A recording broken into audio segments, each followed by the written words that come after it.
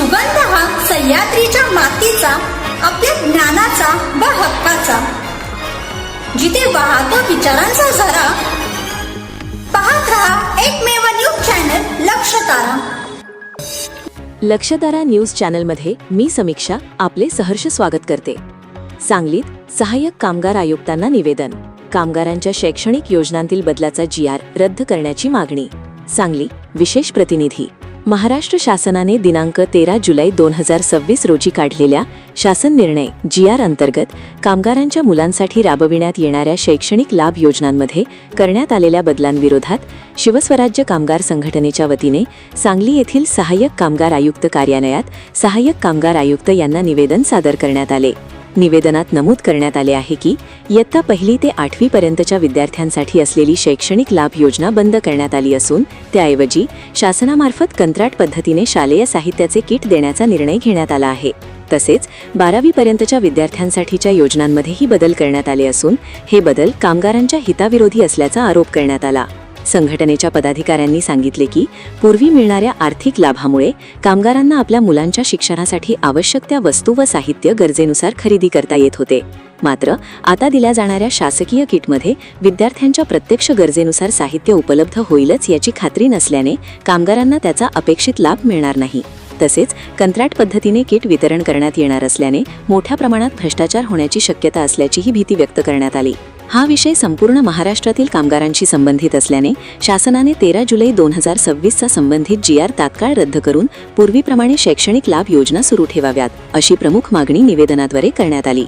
यावेळी शिवसेनेचे जिल्हा उपप्रमुख मान्य शिवाजीराजे शिंदे, शिवस्वराज्य कामगार संघटनेचे राज्याध्यक्ष तथा शिवसेना सांगली जिल्हा संघटक मान्य अजितदादा खंदारे, पश्चिम महाराष्ट्र अध्यक्ष मान्य लक्ष्मण पावणे, सांगली जिल्हाध्यक्ष मान्य दादा सोतरसे, आटपाडी तालुकाध्यक्ष मान्य विनोद वाघमारे तसेच शहराध्यक्ष मान्य ॲडव्होकेट रोहन ऐवळे उपस्थित होते। तर पाहत रहा फक्त लक्षतारा न्यूज चॅनल। आज शिवसेना उद्धव बाळासाहेब ठाकरे या पक्षाच्या वतीने सहाय्यक कामगार आयुक्त यांना निवेदन देण्यात आलं। 13 जुलै 2026 रोजी शासनाने शैक्षणिक योजनेमध्ये बदल करून 1ली ते 8वी बांधकाम विद्यार्थ्यांना जे आर्थिक लाभ बंद केला आहे ते बंद करून शालेय किट देण्याचे ते जे नियोजन केलं आहे तो GR रद्द करून शासनाने पूर्वीप्रमाणे मुलांना शैक्षणिक लाभ मिळण्यासाठी जी आर्थिक मदत केली जात होती ती करण्यात यावी। कारण शैक्षणिक किटमध्ये काही ठराविक वस्तू येणार आहेत। जे बांधकाम कामगार आहेत, मोलमजुरी करणारे, त्यांना त्याचा उपयोग होत नाही। उपजीविकेसाठी मुलांचे आजार आहेत, अनेक अडचणी आहेत।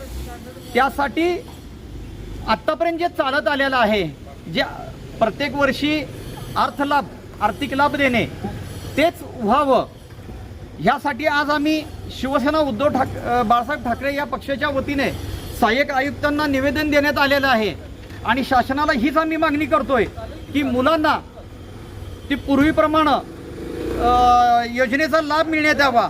शासनाने E1 लाभ देण्याबाबत जे निर्णय घेतलेला आहे, ज्या समजा आता मुलांना पहिलीमध्ये स्कॉलरशिप मिळाल्या त्यांना ती FYलाच मिळणार आहे।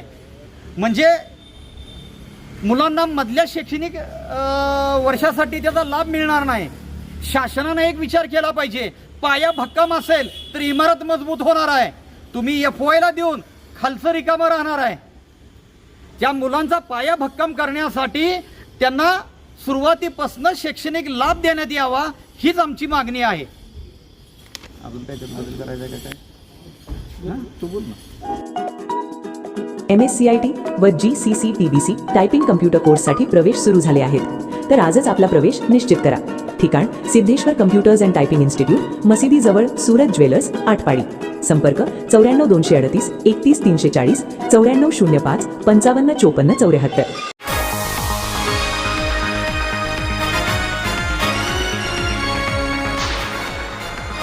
आपल्या हक्काचे एकमेव न्यूज चॅनल लक्षतारा। आजच चॅनलला सबस्क्राईब करा